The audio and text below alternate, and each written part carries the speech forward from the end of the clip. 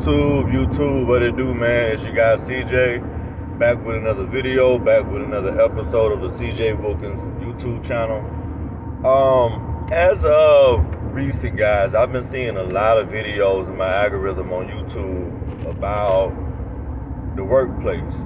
You know what I mean? Like, more specifically corporate. Like, people either are looking for jobs and they can't find jobs, or they're in a job that is burned them all the way out. I mean, people are losing motivation for the job day in and day out, and they're complaining about the place they spend 40 to 60 hours a week at to earn an income to provide a living, right? And the most redundant one has been people complaining about, like, corporate, you know what I mean? Like, people who work in corporate America. I work in corporate America myself, so I do understand a lot of the sentiments, I guess, as to why people feel the way they feel about working, like, within the corporate landscape, I'll say. One thing about working in corporate that you have to understand, no matter where you are, I don't care if you're entry level, middle management, senior. The more senior you are, the more you'll understand this. But one thing you have to understand is, especially for larger corporations, you know, this is kind of in place for mid-sized companies too, because they're trying to get to that upper echelon. But when you're working for a major corporation, like a blue chip company, Fortune 500 company, a company that's been around 40, 50, 60 years, and they're at the top in their industry, or like close to the top, you got to understand that those institutions, those organizations, they already have their playbook at work. What do I mean by saying they have their playbook at work? The way that they operate and do business is already set in place. So the way that they run things, the way that they do things, the systems in which they use to do the day-to-day, it already exists. And a lot of times, man, if you're somebody who is, like, you know, you have a higher intelligence level, like your IQ is high, you're analytical, you try to intellectually view the landscape and come up with concepts and ways to make the system operate and work better. You're a game changer, right? And quiet is kept, as much as organizations and, like, departments will preach that they want somebody who's innovative and forward thinking, they truly don't. They really don't. Organizations operate to hire people to keep the status quo rolling, so to speak. Meaning, we have a way in which we do business. We just want to plug and play people in who are not going to, quote unquote, rock the boat. We don't need anyone who's going to try to come in and reinvent anything or try to push something to the next level. Most organizations exist to extend, and if they see the opportunity to advance in smaller areas, they can do that. But for the most part, when you're a person who's like an elite thinker, and you're looking at systems that may be outdated, or systems that may be broken, or policies that may not be most beneficial, or you just may be looking at things that can be done easier, and it'll make a lot more sense if you do it this way. Understand, they're not there for that. Corporations don't exist to do things, quote unquote, the smart way, or the intelligent way, or the quick way. You know what I mean?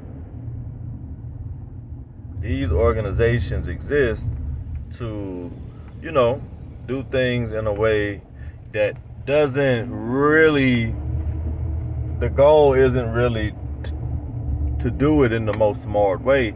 The goal is to do it in a way that is going to keep the machine going. And that's hard to fathom. Like, I first came to this realization maybe 5 years ago, man. Like, I used to be someone who was very big on, you know, trying to, you know, not change the system, not affect any type of groundbreaking or monumental thing. But I was a person who would view things in the corporate space and say, hey, you know, it'll make a lot more sense if we did things this way or that way. And not saying that I had the cachet or rank to pull or change anything, but a lot of times, like when you are looking around and you're an intelligent person, you say to yourself, man, you'll think that it's broken. You'll think that, man, this system, this company is successful, but we could be far more successful if we did this and did that. You know, gotta understand, nothing is broken about it. You gotta get, like, it's operating the way that it's supposed to. And that's frustrating to an intellectual. It's very frustrating to a person who's a thinker. And really, most roles are kind of set up to be easily duplicated. Like it's set up kind of to be like, cookie cutter, plug and play. If you have X, Y, Z qualifications, the ideal is that anyone can come in and do this. It's supposed to be robotic. It's supposed to be like repetitive. It's supposed to be lacking of many things that's going to give you the opportunity to grow and expand and do something else or something different if you want to. It's designed that way. It's really set up like that, and the sooner you come to that understanding and that realization as a man or a woman, as somebody who's fresh out of college or someone who's been in the industry for 5 years, 10, 20, 25 years, the sooner you come to that realization, the more corporate will make sense to you. Because if you're a deep thinking individual, the simplicity of corporate America will frustrate you in some instances. Not simplicity in a way to where it makes your job or your life easier, but simplicity in a way of how little context is included on some of the processes, how little, I don't want to say sense, but a lot of the processes and the methodologies may not be actual things that are tangible, right? There may be 20 easier and more productive ways to do a task, but because this is how we've done it for 10 years or 20 years, or because this is the current status quo, this is how we're going to do it for the foreseeable future, right? So people find themselves in these, sitting in these cubicles, man, for 5, 10, 15, 20 years, toiling away, losing parts of their soul, I would say, right? Because it's very soul draining and soul sucking to kind of, I don't want to say you have to kind of shrink yourself, but you kind of do. You kind of have to limit your expectations. You have to shrink your intellect to fit the whole, because your peg doesn't fit the shape of the corporate whole if you are someone who thinks independently, someone who questions, things, and someone who you can have a good understanding for the company and the role and what you're doing, but a lot of the processes may not make sense to you. And if the processes don't make sense to you, it's going to, if you allow it to, it doesn't have to, but it can most certainly make your experience at an employer a lot more difficult than what it has to be. You know what I mean? So if you're someone who's in a situation, it don't even really have to be corporate, but if you're at a job you despise, a job you hate, normally it's because of one of three reasons, honestly. It's because you don't see any opportunity for growth in the current position that you're in. So you feel like you're at a dead end. Number two is what I've been talking about for 10 minutes or whatever. You just don't, the way things are done so idiotically, right? I don't even know if that's a word, but it's done at such a remedial level. You being an intellectual person, you being a deep thinker, you being someone who can conceptualize new ideas and practices and principles, and the way things are done, it almost insults your intelligence a little bit. The way things are done on a day in and day out basis. You're like, wait a minute, man, 2 + 2 = 4. Why are we doing 1 + 1 + 1 + 1 + 1 + 5 - 4? That's crazy. You know what I'm saying?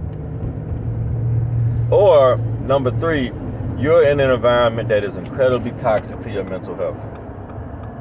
it's incredibly toxic. Like, you're in a place, and I understand, like, people like say words like, you know, toxicity, or, you know, they say misogyny, or they'll say someone's a narcissist. Like, they'll use words like out of context, not knowing the true definition of it. But you can be at an employer that is toxic to your mental health, man.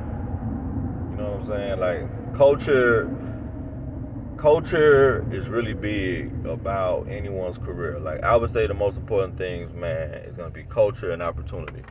Is the culture conducive to, like, being a place you want to spend 40 plus hours a week at every week? And then two, are you going to be allotted and granted opportunities that's going to keep you in a space where you can continue to grow and expand and contribute at higher levels? But yeah, man, like, companies being toxic, like, you know, and more times than not, it's not the company. It may be the team that you're working on. It may be the department that you're working in that may have some things going on there, man. But if you're somebody who's watching this video and anything about what I said like resonated with you, you could be in corporate, you can be in a mid management size company. If you go to a job every day and you feel as if you're always anxious when you're going in, right? And something to where it's like, it's not because you don't get the role or because you don't understand, man. It's really could be that there may be time to look for something else, you know? If you're in a role that induces your anxiety, induces levels of like stress, dare I say depression, in some instances for some people. Because I watch a lot of these videos, man, and I go through the comments and I see what people are saying about how they feel about their 9 to 5, or, you know, man, this job is stressful, this job is draining, this job is, you know, XYZ, you name it. You gotta understand at some point that feeling, that thought, those moods of stress and depression, and that's gonna take a toll on you, man. You know?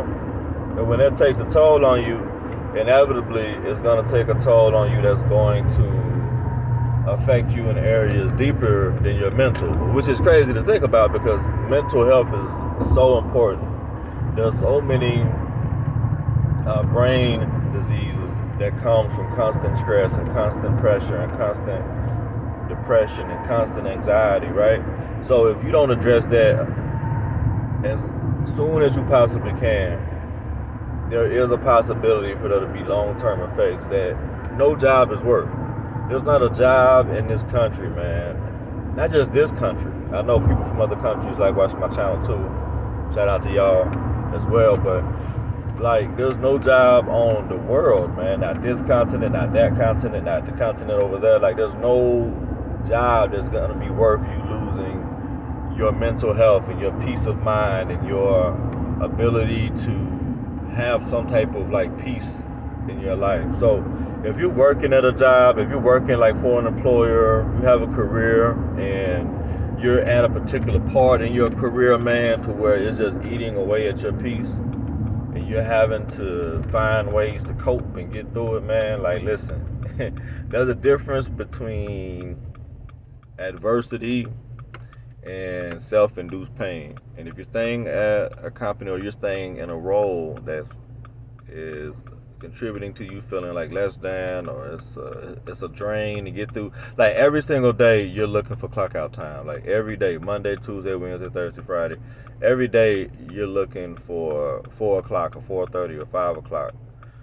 You got to find something else. You have to find something else. And hopefully the next role that you find is going to be a role that's more suitable to where you're trying to get to next.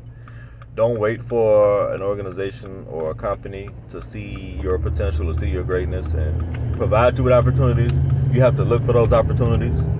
And when the right one comes about, you will find it and you will do great. So as always, be sure to like, comment, share, and subscribe to my YouTube channel, the CJ Wilkins YouTube channel. It's your guy CJ, and I'm out. Peace.